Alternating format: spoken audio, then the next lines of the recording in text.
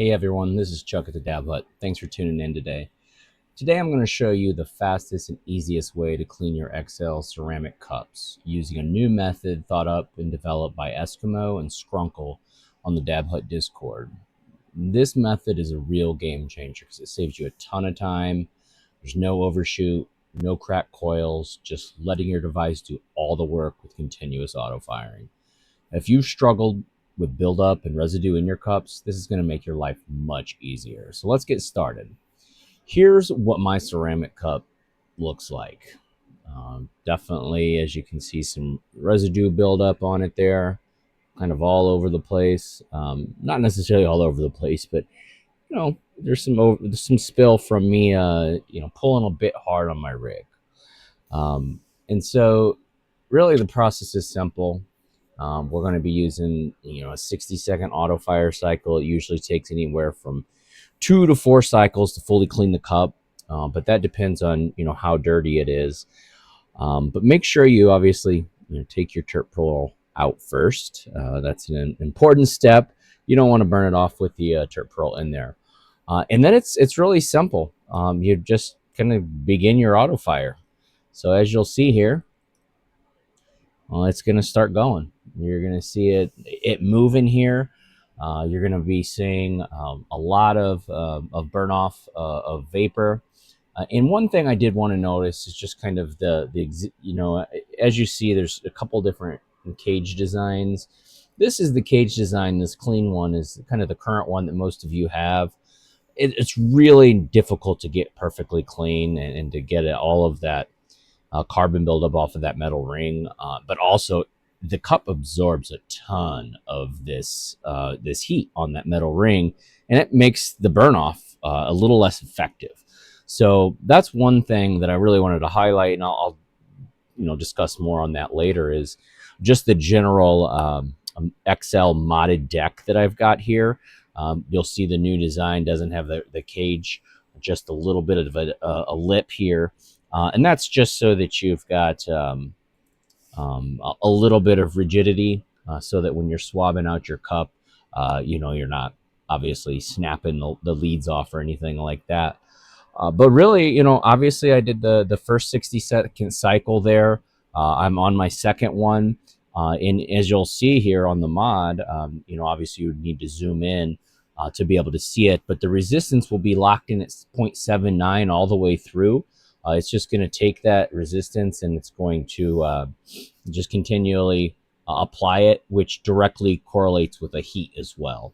And as you're seeing, in real time, it's going from dark and it's starting to, remove those dark bits as it gets warmer and warmer here. Obviously we start off with a pretty nasty cup, and then we've already got a good portion of that off on the second heat cycle so far. That one's about to end and I'm about to start it over here. So I just disengage right there at 59 seconds and reapply the heat and keep going on that. And like I said, really nothing you need to do. Just kind of let the timer run out and restart when necessary. And as you feel the cup is clean, you can go ahead and disengage the heat and just kind of let it go from there. With the standard deck, it's going to take longer. Like I mentioned, this heat ring here is just going to obviously soak in some of that heat and prevent really from the stuff underneath there from getting completely clean too. So I highly recommend checking out this new modded deck. I've got fresh new cup here. This is just one of them. I did a burn off on this, so you'll see some reclaim on the sides. But these modded decks are really nice, really the way to go, in my opinion, as far as an upgrade path to not only get your cups cleaner, but have less metal in the air path. So now I'm going on my fourth cycle. That's probably going to take a full 4 on this one. And a lot of times it will take a full 4 on an XL cup. It's just one of those things with the larger cups all the way up here towards the top. We're trying to get all of those little parts of carbon burnt off. Now that the cup's clean or getting clean, I did want to talk about some other things. It's not quite there, but while we're waiting on it to finish. I may go a 5th cycle even here on this one. But make sure that you don't touch the cup or any of the parts until after it's done burning off. It's going to be really hot. You don't want to burn yourself. And then after it's cool and completely cool at room temperature, my suggestion would be check your resistance. Make sure it's close to where you got the device, where the resistance was when you first started. You know, it's going to be in that 0.4 to 0.47 range, generally speaking, when you get the device. And so you would expect it to return to that same resistance. If it's really far outside of that resistance, you're going to want to look at maybe, is there a connection issue? Or do you need to adjust something, tighten something, or, you know, check out our troubleshooting video as well as our troubleshooting blog on our website. That'll help you get a little bit more knowledge on some of the steps to take if you're having any issues, or, you know, the performance isn't the same, or you're just noticing some differences from when you got the device. And then after it's clean and everything, I'm almost there here on this one. In fact, we're really close. I'm just going to let it finish off this 5th burn, this heat cycle, and I'm going to call it good. But once you're done and everything's cleaned, you know, disassemble everything. You know, take these parts. You know, I'm going to set this here to the side, the one we're burning off, and show you this. Just take these parts out, disassemble the heater from the assembly. So take your grub screws out here, and then, you know, take your bottom 510 pin out, disassemble everything, and throw these in an ISO bath, along with your deck here. And this is the one part that I think a lot of people, you know, will notice is this reclaim buildup.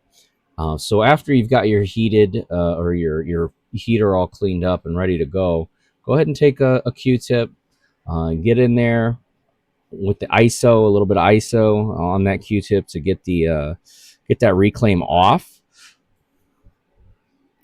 And you may have to use a few Q-tips, a couple Q-tips here or there. It's gonna be a bit of a challenge, and a lot of people will even recommend the pointed Q-tips.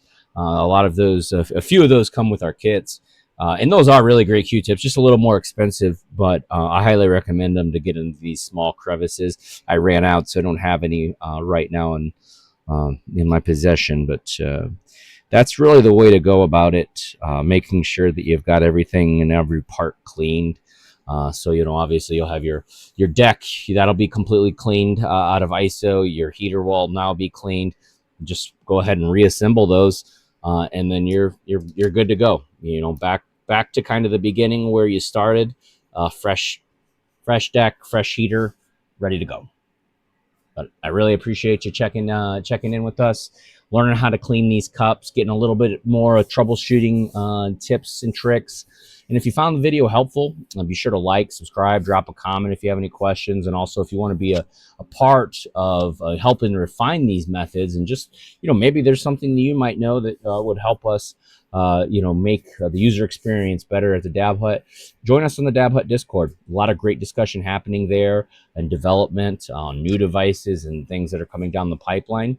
And really appreciate you watching. Happy dabbing.